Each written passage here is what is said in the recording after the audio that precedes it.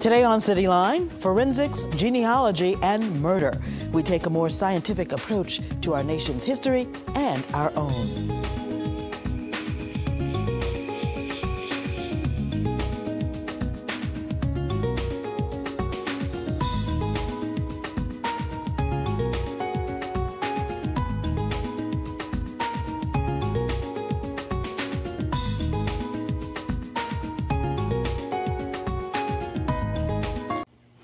Welcome back. Historians have always posed the question, who were the first Americans? Were they Mongolians, Native Americans? How does Christopher Columbus and the Spanish explorers fit into the timeline? Well, in a time when defining what it means to be American is a bit difficult, Dr. David Imhotep offers an answer that you won't find in any grade school history books. His recently published book, The First Americans Were Africans, claims that none other than Africans were the first to set foot on American soil. Dr. Imhotep joins us today in the studio to discuss his findings. Welcome to Cityline. Thank you. Let's start with the fact that you have the world's first Ph.D. in ancient African history. Tell us a bit about your decision to pursue your doctorate in this particular field. Well, as I was coming up through the ranks, I wanted to deal with black history, but not the type of black history that we talk about today, which is African American history. I wanted to go back to ancient history, so that degree did not exist. So I got together with the Union Institute University, that is the one of the first universities that is accredited, that will let you find experts in the fields and that in the sideline fields, and then you can put together a team to create a new PhD, which is what I did. Now, where did you do this research? How did you do this research? Okay, where did I do this? Some of the research on site. I've been to Egypt a couple times, Nubia, Mexico, Hawaii, and there is also in New Hampshire, I believe, in Salem, New Hampshire, there is a place where they call the American Stonehenge, which most people don't know about. And I understand you have many published papers supporting all of the writings that are in your book. Yes, 7 peer-reviewed articles, soon to be 8, will back up the statements that I am making about the first Americans were African. Now, it's a very bold statement about the first inhabitants of America being African. Tell us about that. Well, 56,000 years ago, it seems that people from Africa sailed to South America, Piedra Farida. 56,000 years ago, we have artifacts and ancient hearths that come from fires and whatnot. And we see that they came there at 51,000. How did they come from Africa to what we consider North America? To North America, 51,700, all of those places that came by ship.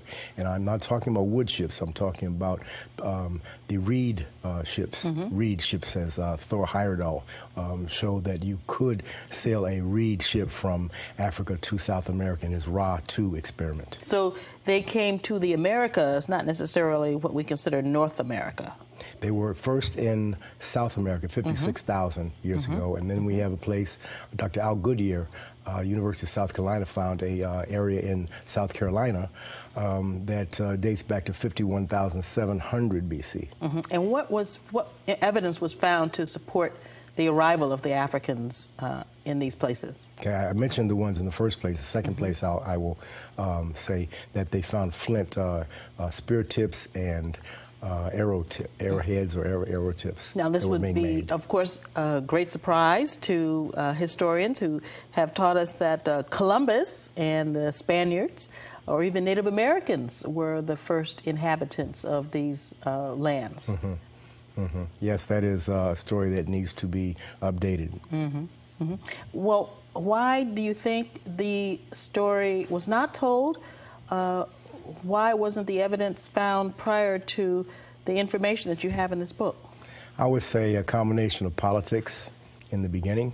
And in the later years, I could not tell you. That's something for a political analyst to analyze. All I do is research and report the findings. Tell us some of the more surprising findings that we will read about in your book. Oh, other than the 56,000 years ago, there is a gigantic pier and breakwater 1 mile due west of the Bahamas that you can see today in 20 feet of water.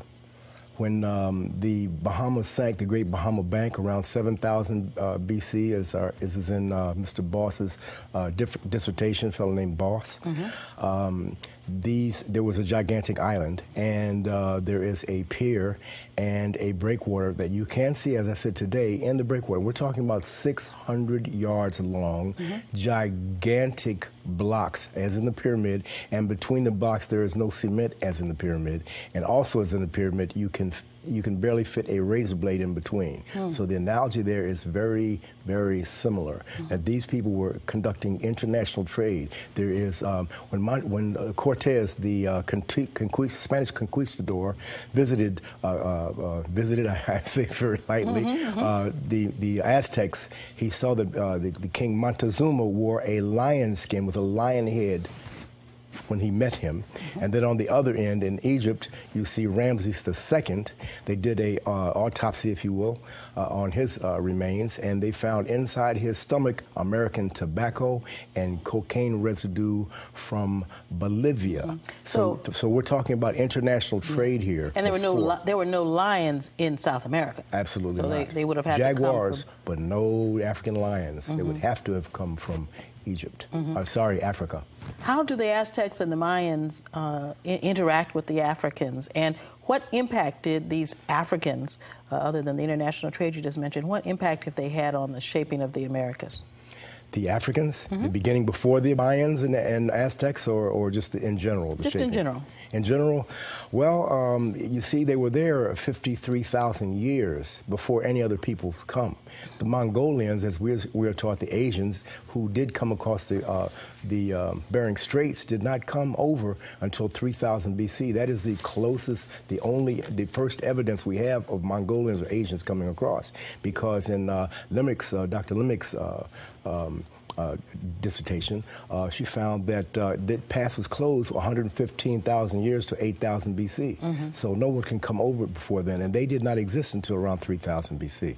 So the combination of the Africans who were there 56,000 years ago and the Asians who came over 3,000 BC, their children are the Native Americans that we all hear about. Their children. I see. Not until then, not until after 3000 BC, when those two groups interact, are there Native Americans. Well, Dr. Imhotep, this is just fascinating. Thanks for coming from Baltimore to share this information with us.